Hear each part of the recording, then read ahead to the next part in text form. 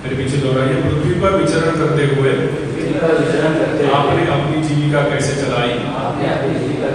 आपने किन किन पवित्र स्थलों तथा तीर्थ स्थानों पर सेवा की? तात्पर्य: महात्मा विदुर राजमहल से बाहर इसलिए चले गए थे क्योंकि वे अपने आप को घरेलू विषयों से, विशेष रूप से राजनीतिक षड्यंत्रों से अलग करना चाह रहे थे।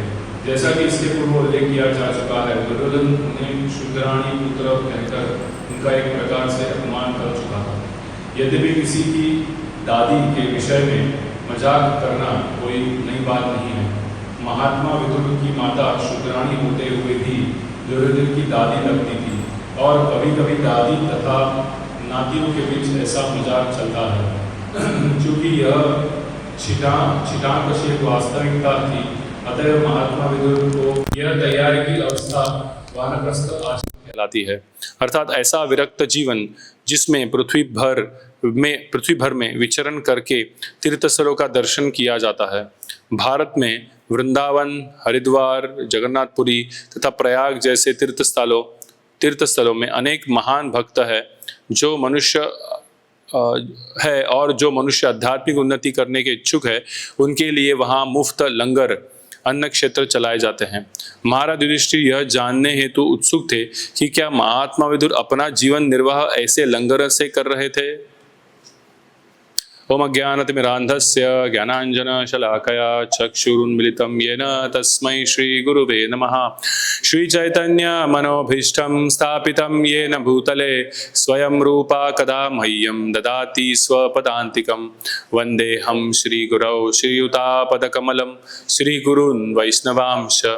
श्रीरूपं साग्रजातं सहगण रघुनाथान्वितं तं सजीवं साद्वैतं सावधूतं परिजनसहितं कृष्णचैतन्यदेवं कृष्णपादान् सहगण ललिता श्रीविशाखावितांश। नमः ओं विष्णुपादाय कृष्णप्रेष्ठाय भूतले श्रीमते भक्तिवेदान्त स्वामिनिति नामिने। नमस्ते सारस्वते देवे गौरवाणी प्रचारिणे निर्विशेष शून्यवादी पाश्चात्यदेशतारिणे। नमः ओं विष्णुपादाय कृष्णप्रेष्ठाय भूतले श्रीमते भक्ति सिद्धांत सरस्वती नामिने। श्रीवार्षभानवी देवी दायिताय कृपाद्वये कृष्ण संबंध विज्ञान दायिने प्रभवे नमः। माधुर्य उज्ज्वल प्रेमाध्या श्रीरूपानुगा भक्तिदा श्री गौर करुणा शक्ति विग्रहाय नमोस्तुते। नमस्ते गौरवाणी श्रीमूर्तये दीनतारिणे रूपानुगा विरुद्धा अपसिद्धांत ध्वांतहारिणे। नमो गौर किशोराय साक्षात् वैराग्य मूर्तये विप्रलंबारसाम्बोधे पादाम्भोजाय ते नमः। नमो भक्ति विनोदाय सच्चिदानंद नामिने गौरशक्ति स्वरूपाय रूपनुगा वरायते। गौर आविर्भाव भूमे स्वाम निर्देशित सज्जन प्रिया वैष्णवा सार्वभौम श्री जगन्नाथाय ते नमः। पंचाकल्पतरुभ्यश्च कृपा सिंधुभ्य एव च पतितानां पावनेभ्यो वैष्णवेभ्यो नमो नमः। नमो महावदन्याय कृष्ण प्रेम प्रदायते कृष्णाय कृष्ण चैतन्य नामिने गौरतुषे नमः।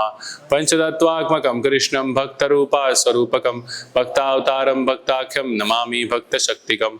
हे कृष्ण करुणा सिंधु दीनबंधु जगतपते गोपेशा गोपिका कांत राधा कांता नमस्तुते। जयदाम सुरतो पंगोर्म मंद मतिर्गति मत्सर्वस्य पादाम्भोजौ राधा मदन मोहनौ। दिव्याद्वृंदारण्य कल्पद्रुमाद श्रीमद्रत्नागार सिंहासनस्थौ श्रीमद् राधा श्रील गोविंद देवा पृष्ठालिभि सेव्यमानौ स्मरामि।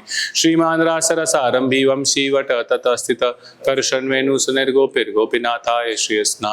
तप्त कांचन गौरांगी राधे वृंदावनेश्वरी भानुसुते देवी प्रणमामि हरिप्रिये। जय श्री कृष्ण चैतन्य प्रभो नित्यानंद श्री अद्वैत गदाधर श्रीवासादि गौर भक्त वृंदा। हरे कृष्णा कृष्णा कृष्णा हरे हरे हरे राम राम राम हरे हरे।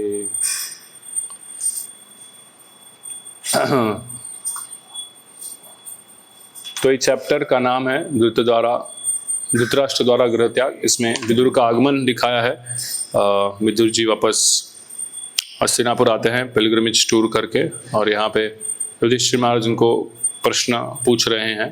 पिछले श्लोक का अभी मैं थोड़ा सा अनुवाद पढ़ रहा हूँ हे चाचा श्री, क्या आपके स्मरण है कि आपने किस प्रकार सदा हमारी माता तथा हम सबकी समस्त प्रकार की विपत्तियों से रक्षा की?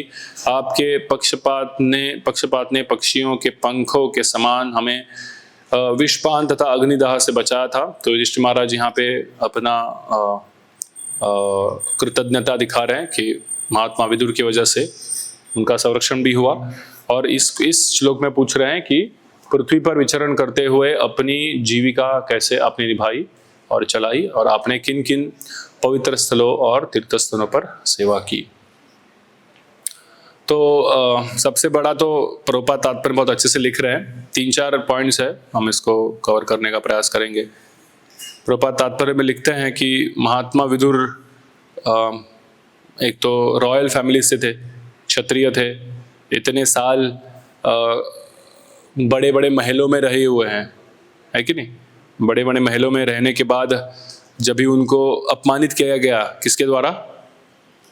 दुर्योधन के द्वारा अपमानित किया गया, तो वो सह नहीं सके। प्रभुपाद लिखते हैं वो ऑल्दो वो ट्रुथ था, वो सत्य था कि वो शुद्राणी के लड़के थे, लेकिन वो इतना कटु लगा उनको कि उन्होंने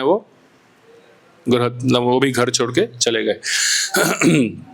और फिर युधिष्ठिर महाराज पूछ रहे हैं कि आपने इतना समय रॉयल फैमिली में गुजारा, इतना समय हम अच्छे खाद्य पदार्थ आपने लिए, है कि नहीं। क्षत्रियों का पैलेस बड़े बड़े होते थे, और उसमें जो हस्तिनापुर के गद्दी पर बैठा है वो तो पूरे चक्रवर्ती सम्राट था, जो पूरे इंडिया, अभी का इंडिया पे नहीं तो पूरे भारतवर्ष पे उसका राज्य था। तो वो भी इतना सब, इतने समय तक इतना ऑपुलेंस देखने के बाद अभी वो किधर गए? पैलेस छोड़कर चले गए। और प्रभुपाद लिखते हैं कि जब भी कोई साधु व्यक्ति धाम में जाता है कि नहीं, तो उसको कहाँ पे खाना पड़ता है? लंगरों में खाना पड़ता है। तो लंगरों में नॉट नेसेसरीली कि पैलेटेबल डिशेस हो। अभी हम जाते हैं यात्रा में, अलग बात है। अभी हमारे लिए बहुत सारे व्यंजन उपलब्ध रहते हैं, है कि नहीं। अभी मायापुर में गए थे तो स्वीट का पकवान था, रोज एक मैंगो मिलता था, है कि नहीं। सो ये हर जगह पे लंगरों में पॉसिबल नहीं है। इसके लिए तो हमने थोड़ा मूल्य भी दिया था।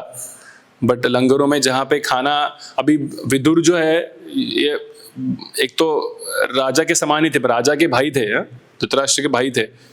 तो अगर वो वानप्रस्थ भी ले रहे या पैलेस छोड़कर भी जा रहे, तो उनका पूरा दायित्व था या उनका पूरा फैसिलिटी था कि अपने साथ सेवकों को लेके जाए, अपने साथ पूंजी लेकर जाए, अपने साथ सामग्री लेकर जाए कि कुछ किधर काम में आया तो यूज कर लेंगे।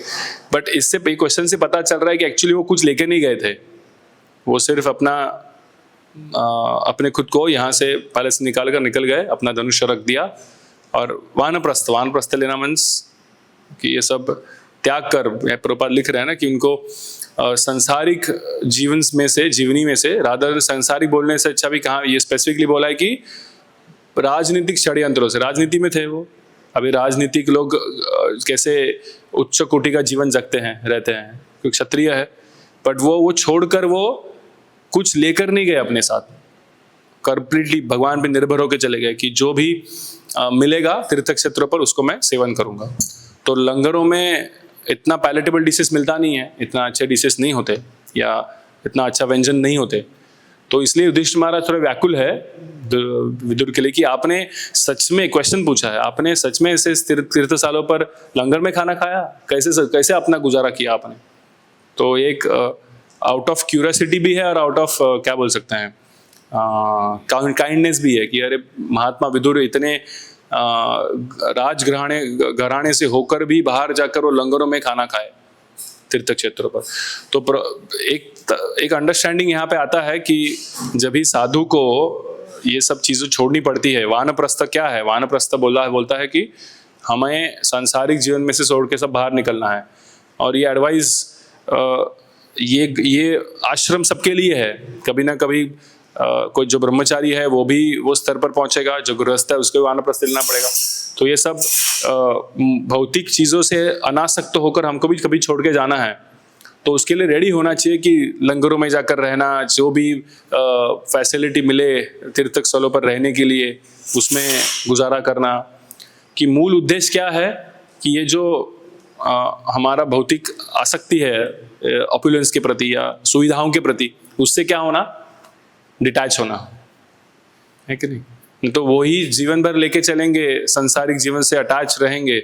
अगर वो ये मेरी आदत छुट्टी नहीं है या ये आसक्ति मुझसे नहीं जाती, तो हम वानप्रस्थ या इस भौतिक जगत से डिटैच कैसे होंगे, कृष्ण के प्रति अटैच कभी होंगे, पॉसिबल नहीं है। तो इसलिए यहाँ पे एक्चुअली विदुर ने सबके लिए एक एग्जाम्पल रखा है, एक बेंचमार्क रखा है बोल सकते हैं हम, कि इतना ऑपुलेंट घराने से होकर भी वो क्या कर रहे हैं, उन्होंने छोड़कर पूरा भगवान पर निर्भर होकर चले गए। और महाराज युधिष्ठिर भी आश्चर्यचकित हो रहे हैं कि कैसे आपने गुजारा किया, है कि नहीं। क्योंकि वो कुछ समय के लिए नहीं गए थे, 10 दिन के लिए जाके आता हूँ मैं, ऐसा नहीं था। सालों साल बीत गए वो जब यात्रा कर आए तभी। तो ये हम समझ सकते हैं कि विदुर यहाँ पे हमारे लिए, विदुर जी हमारे यहाँ पे एक एग्जाम्पल रख रहे हैं कि वानप्रस्थ लेने का मतलब क्या है। तो हमें रेडी होना चाहिए। जो भी सुविधाएं आती है, जो भी नॉट सुविधा बोल सकते हैं, जो भी भगवान पे निर्भर होकर जो भी हमें ग्रहण करने मिलेगा उसको हमें एक्सेप्ट करना चाहिए। जय श्री श्री राधा माधव की, जगन्नाथ बलदेव सुभद्रा मैया की, श्री गौर निताय की, श्रील प्रभुपाद की, है कि नहीं। तो हमें ये ध्यान में होना चाहिए कि हम ये एक साधु का जीवन जगने के लिए, ये व्यतीत करने के लिए हमको ये डिटैचमेंट होना चाहिए। और जो भी फैसिलिटी मिले, जैसे हम मंदिर में भी रह रहे हैं कि मंदिर में भी नॉट पॉसिबल कि जैसे हमको घर में सब कुछ मिलता है, मिलता था या मिलता है, वैसा ही मंदिर में मिले, ऐसा नहीं। हाँ, ऑफ कोर्स मंदिर में फैसिलिटी कभी कभी अच्छी होती है, प्रसादम कभी अच्छा ही होता है, हाँ, बट नेसेसरी नहीं है कि इतना ऑपुलेंस चीज़ें मिले।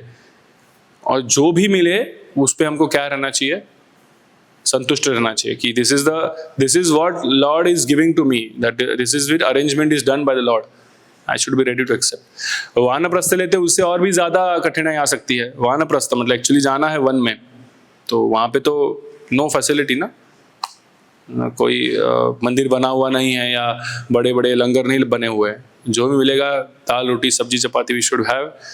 और उसके ऊपर हमारा मेन पर्पस क्या है वानप्रस्थ लेने का, कि भगवान पर निर्भर लेकर भगवान के प्रति आसक्त होकर उनका आश्रय लेना।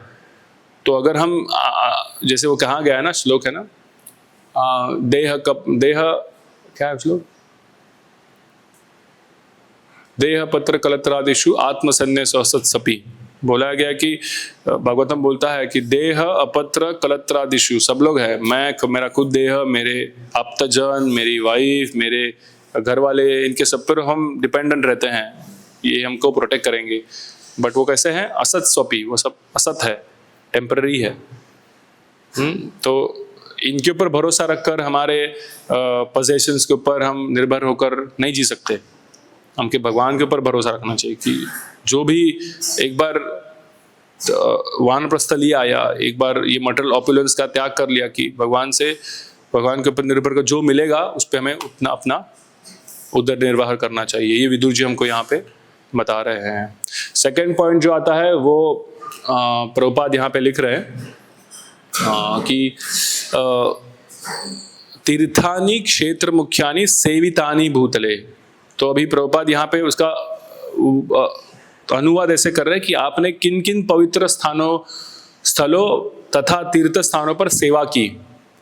ऐसे नहीं पूछा है किन किन तीर्थ स्थलों पर जाकर सेल्फी खिंचाई है कि नहीं।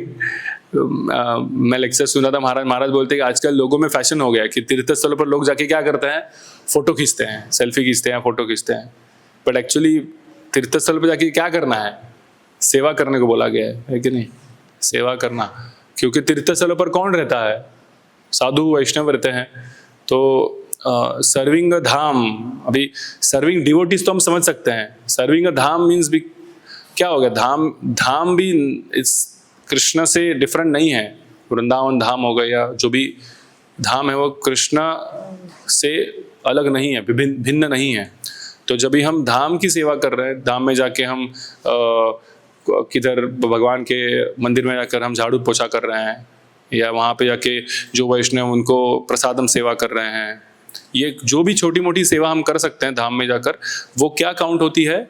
धाम की सेवा, मतलब भगवान की डायरेक्ट सेवा जैसे काउंट होती है। बट यहाँ पे ये नहीं लिखा गया कि तीर्थ स्थानों पर जाकर आपने क्या किया, कहाँ कहाँ पर घूमे, आप बताइए। ऐसा तो सेवा क्या की? तो विदुर जैसे महात्मा भी तीर्थ स्थानों पर क्यों गए थे? सेवा करने के लिए। और ये युधिष्ठिर महाराज को अच्छे से पता था कि विदुर जी सिर्फ तीर्थ स्थानों पर घूमने के लिए नहीं गए हैं, चलो घर पे मन नहीं लग रहा है थोड़ा ट्रैवल करके आते हैं हम। तो प्रभुपाद हमेशा एग्जाम्पल देते हैं अक्रूर जी का, हाँ, कि प्रेयर्स आते हैं अक्रूर जी के। जब अक्रूर जी वृंदावन जा रहे थे, उनको भेजा गया कंस द्वारा कि जाओ तुम कृष्ण बलराम को लेके आ जाओ। तो अक्रूर जी जब वृंदावन जा रहे हैं, अक्रूर भगवान के बहुत बड़े भक्त थे, तो वो जब वृंदावन पहुंच रहे हैं तो अभी उनका मूड क्या था? वो हमेशा ये सोच रहे थे कि वो खुद के चेतना को तैयार कर रहे थे कि मैं जब भी कृष्ण बलराम को देखूंगा तो मैं क्या करूंगा, उनके चरणों में गिर पड़ूंगा, हाँ, उनको देखकर मेरी सेवा करने की भावना आएगी। तो ये उनके मन में पहले से ही चल रहा था। ही वॉज ऑलवेज कंटेम्पलेटिंग कि ये जाके मेरे को करना है वहाँ पे। तो प्रभुपाद लिखते हैं कि जब भी अक्रूर पहुंचे एक्चुअल वृंदावन, तो वो क्या हो गए थे? पूरे तरीके से फलस्वरूप हो गए थे। किसके लिए? भगवान की कृपा लेने के लिए धाम में जाकर। तो चेतना ऐसी बनती है, ऐसे नहीं कि जस्ट टिकट ले लिया, ट्रेन में बैठे और हम धाम चले गए। नहीं, हमें धाम में जाते वक्त हमारी चेतना वैसे रेडी होनी चाहिए कि हाँ, वहाँ पे जो करना क्या, धाम की सेवा करनी है और भगवान की कृपा लेनी है। लेकिन उसके लिए हमारी चेतना तो रेडी होनी चाहिए, शुद्ध होनी चाहिए। जैसे अक्रूर बताते हैं कि जैसे ही वो धाम पे प्रवेश करते हैं वृंदावन धाम में, तो उनको दिखता है भगवान के चरण चिन्हों के निशान दिखते हैं। तो इतना वो भाव विभोर हो जाता है, तुरंत अपने रथ में से उतर जाते हैं और वो उधर लोटपोट करने लगते हैं कि भगवान के चरण यहाँ पे लगे हुए। भगवान भी दिखे नहीं है उनको अभी तक, भगवान का दर्शन, भगवान के सिर्फ चरण के निशान दिखे हैं ब्रज की रज में, तो उसमें भी वो लोटपोट हो रहे हैं। तो ये जो हमें समझ में आ रहा है कि धाम में जाकर सेवा करना, ये बहुत इम्पोर्टेंट चीज़ है। हमें समझना है कि धाम में हम सिर्फ केवल हमारा भौतिक शरीर लेकर जा नहीं सकते, टिकट निकाला ट्रेन का या फ्लाइट का और गए धाम में। वो तो एक फिजिकल एक ट्रैवल टूरिज्म जैसा हो गया। बट अगर भगवान की कृपा पानी है वहाँ पे हमको सेवा का मूड होना चाहिए। तो यहाँ से जाते वक्त ही उस सेवा का मूड हमें तैयार करने चाहिए कि यहाँ पे सेवा का मूड नहीं है, वहाँ पे कैसे होगा। सो हमारी चेतना यहाँ से बननी चाहिए कि हम धाम जा रहे हैं, तो देयर शुड बी ऑलवेज, हम जब भी धाम जाते हैं तो एंग्जाइटी में रहते हैं, ट्रेन छूट ना जाए, एक मेरा बैगेज छूट ना जाए, बराबर कि नहीं। सब इतना सब क्या बोलते हैं उसको, साजो सामान लेकर जाते हैं, वो एंग्जाइटी रहता है कि इधर चोरी ना हो जाए, ट्रेन में सोए तो मेरा मोबाइल चोरी ना हो जाए, है कि नहीं। तो वो एंग्जाइटी में हम धाम में जाते हैं, मतलब क्या है फिर।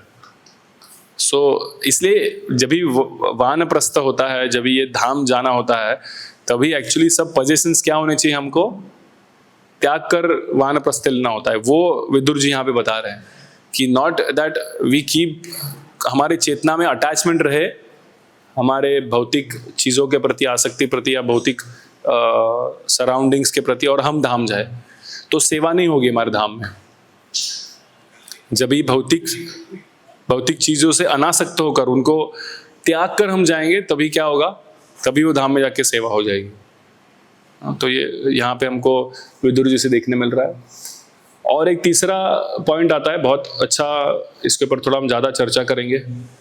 ये पॉइंट है यहाँ पे प्रभुपाद तात्पर्य में लिख रहे हैं कि कैसे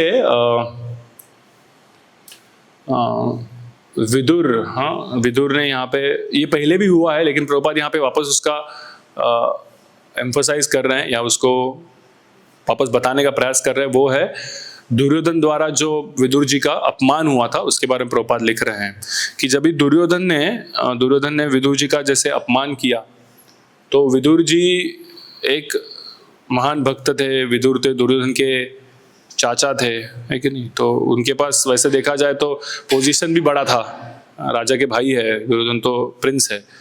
तो बट उन्होंने जैसे ही उन्होंने अपमानास्पद शब्द सुने, उन्होंने उसको कुछ भी रिएक्शन नहीं दिया, या कुछ तू मुझे कुछ बोलता है तो मैं तुझे कुछ बोलता हूँ, ऐसा नहीं सुना।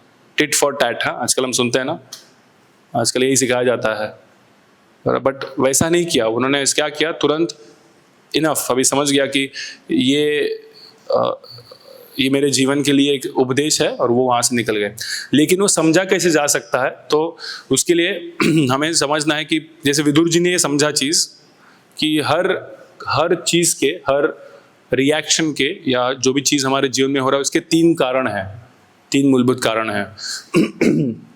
पहला कारण क्या है, जो है इमीडिएट कॉज बोलते हैं, मतलब दार्शनिक कारण की दिखने वाला कारण क्या है कि सामने वाले ने मुझे अपमानित किया।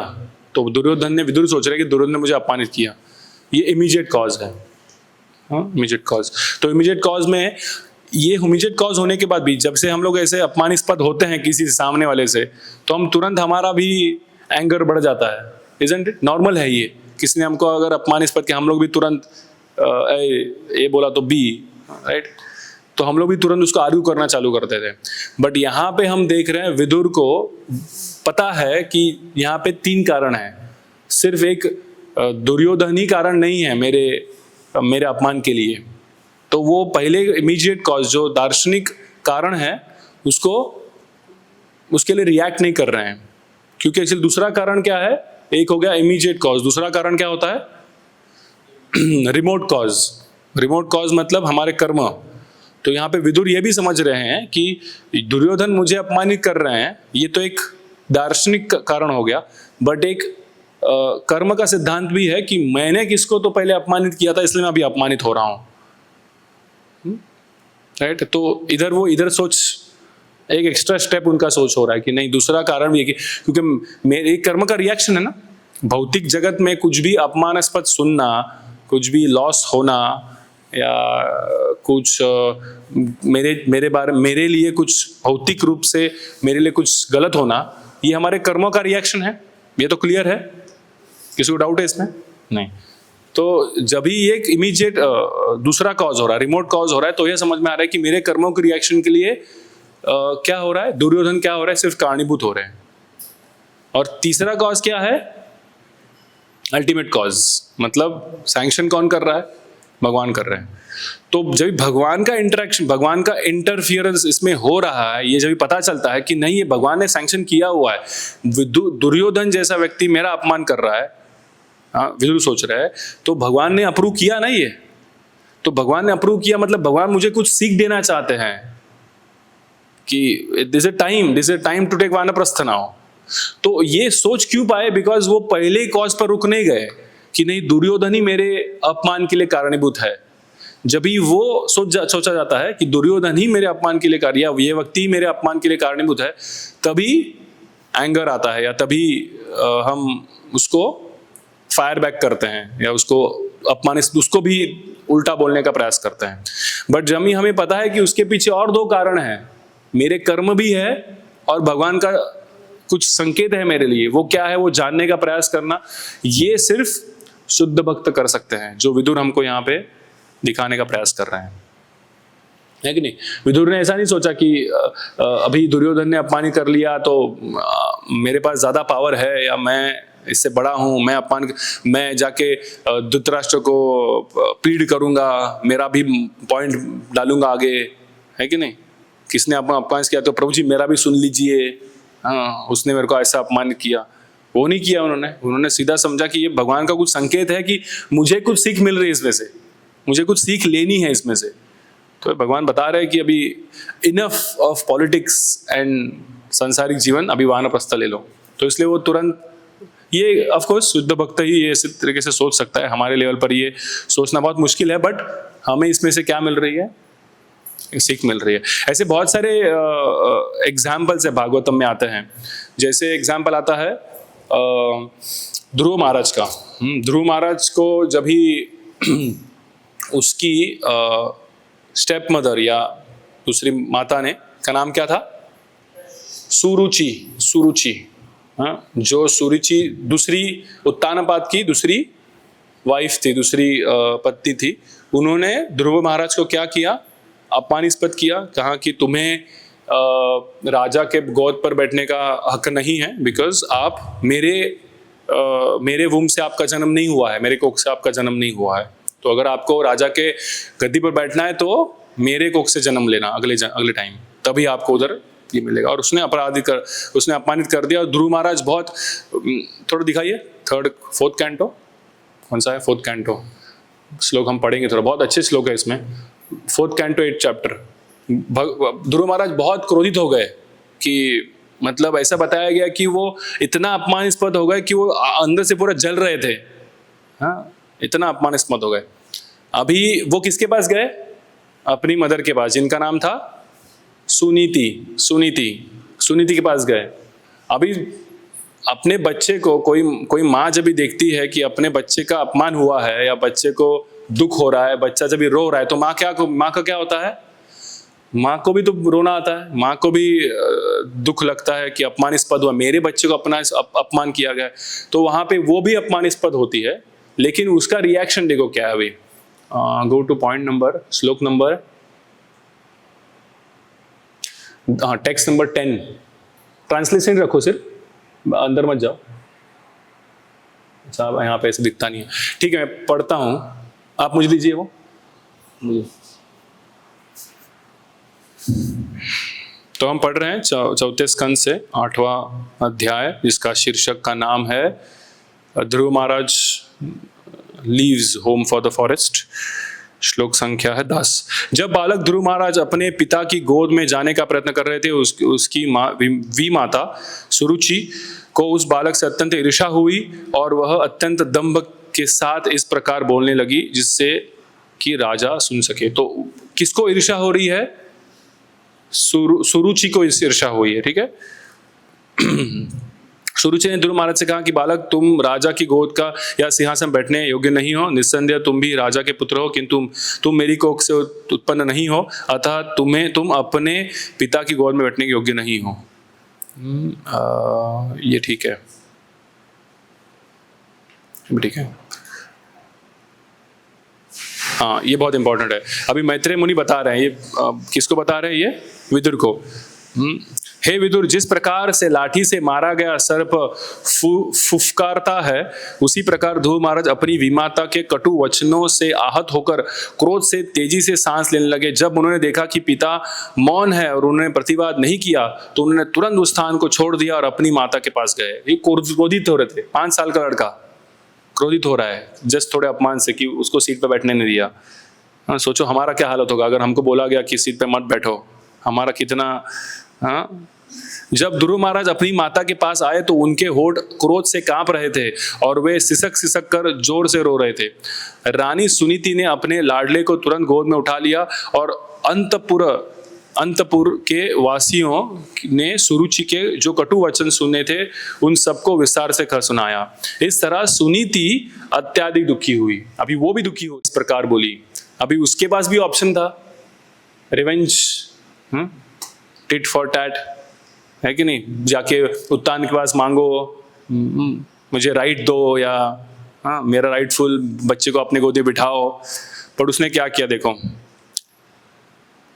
वह तेजी से सांस भी ले रही थी और वह उस दुखद स्थिति को कोई इलाज ठीक नहीं ढूंढ पा रही थी। बहुत इंपॉर्टेंट है, कोई इलाज ठीक नहीं ढूंढ पा रही थी, क्योंकि उसको पता था कि राजा उत्तानपाद सुरुचि के प्रति ज्यादा आकर्षित है और मुझे अपनी धर्मपत्नी नहीं मानते या मुझे दासी मानते हैं, तो वो तो मुझे सहाय नहीं करेंगे, ठीक है। तो ये बताती है, देखो, शी ऑल्सो सेज, हे पुत्र, तुम अन्यों के अमंगल की कामना मत करो।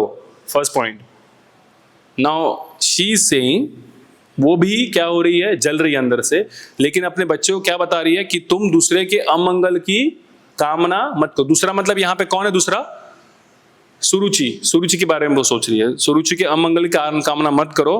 जो भी दूसरों को कष्ट पहुंचाता है वह हम स्वयं दुख भोगता है। इसके 2 अर्थ है यहाँ पे एक्चुअली, कि अभी सुरुचि ने तुमको दुख दिया है तो उसको भी दुख होगा। और दूसरा अर्थ यह बनता है कि तुम दुख क्यों भोग रहे हो, क्योंकि तुमने भी किसी को दुख दिया है। ठीक है।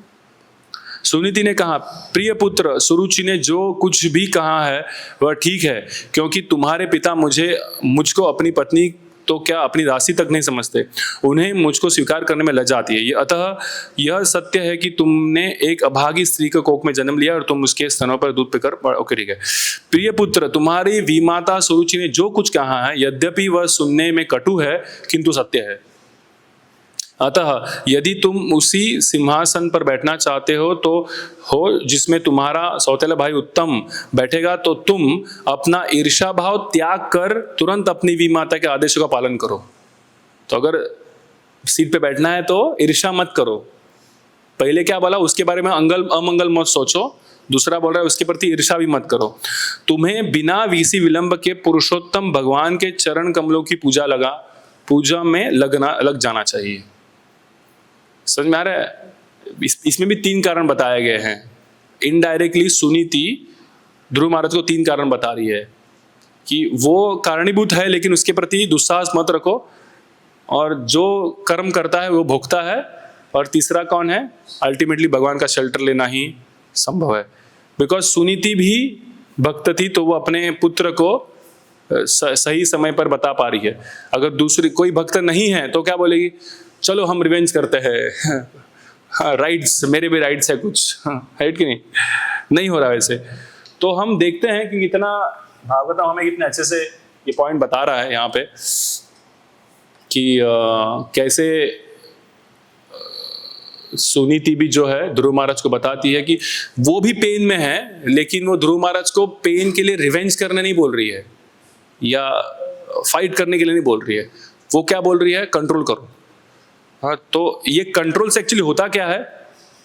कंट्रोल से होता क्या है कि हमारे जो गुण हैं, जो साधु के गुण हैं, लक्षण क्या है? ब्राह्मण के लक्षण क्या है? तितिक्षवा कारुणिका सुहृदम सर्वदेहिनाम अजात शत्रु शांता साधवा साधु। हाँ, पार्वती बोल रही है चित्र, ए मेरे दुर्बुद्धि बेटे, अब तुम असुरों के निम्न तथा पापी परिवार में जन्म ग्रहण करो, जिससे तुम पुनः इस संसार में महान संत पुरुष के प्रति ऐसा पाप न कर सको। This was a curse, not knowing what is the stature of Chitraketu. Shri Sukhdev Goswami ने आगे कहा, हे राजा परीक्षित, पार्वती द्वारा शाप दिए जाने पर चित्रकेतु अपने विमान से नीचे उतरा, उनके समक्ष विनम्रता पूर्वक नतमस्तक हुआ और उसने उन्हें पूर्ण रूपे ने प्रसन्न कर दिया। चित्रकेतु ने कहा, सुनो क्या बोलते, हे माता, मैं अपने हाथ जोड़कर आपका शाप स्वीकार करता हूँ। मुझे शाप की परवाह नहीं है, क्योंकि मनुष्य के पूर्व कर्मों के अनुसार ही देवताओं द्वारा सुख या दुख प्रदान किए जाते हैं। So again, he also knows that only Mata Parvati is not the cause, but there is another cause, second cause. ये तो दैव है ना, कर्म का रिएक्शन है, इसके आगे भी है। अज्ञान से मोहग्रस्त होकर यह जीवात्मा इस संसार रूपी जंगल में भटकता रहता है और यह जगह तथा हर समय अपने पूर्व कर्मों के फलस्वरूप सुख तथा दुख पाता है। अतः हे माता, इस घटना के लिए न आप दोषी हैं न मैं। See, this is a devotee's view. 19, इस संसार में न तो स्वयं जीवात्मा और न पराय ही भौतिक सुख तथा दुख के कारण है। केवल अज्ञानतावश जीवात्मा यह सोचता है कि वह तथा पराय लोग इसके कारण स्वरूप है। सो इन कर्सिंग अदर पर्सन। ठीक है। सो ये बहुत सारे ऐसे एग्जाम्पल है कि जहाँ पे इवन परीक्षित महाराज को भी जब भी श्रृंगी द्वारा शाप दिया गया, परीक्षित महाराज ने नहीं सोचा।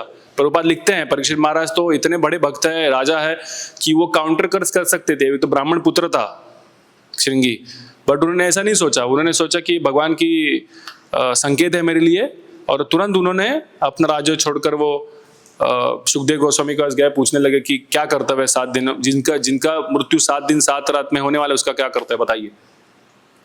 तो कितने एग्जाम्पल्स हमारे सामने हैं, इससे हमें समझ में आता है कि ये कैसे हमें भाव रखना चाहिए जब भी हमें कभी अपमानास्पद होता है, जब भी हमें कुछ चीज़ें नहीं मिलती, जब भी कोई हमारे प्रति दुस्साहस से बोलता है, हमें कितना कितना सतर्क रहना चाहिए इस चीज़ के बारे में कि ऐसे एग्जाम्पल्स हमने देखे हैं, ऐसे एग्जाम्पल्स हमारे सामने हैं जहाँ पे डिवोटीज शुद्ध भक्त इस चीज़ को सोच नहीं रहे हैं कि अरे मेरे को इसको कैरी करना है। बिकॉज जितना हम कैरी करेंगे उतना क्या होगा, हमारा एंग्जाइटी बढ़ेगा, हम भगवान के चरणों के प्रति भी सोच नहीं पाएंगे, क्योंकि हमेशा वो मन में रहेगा कि मुझे कुछ ना कुछ करके दिखाना है, बदला लेना है।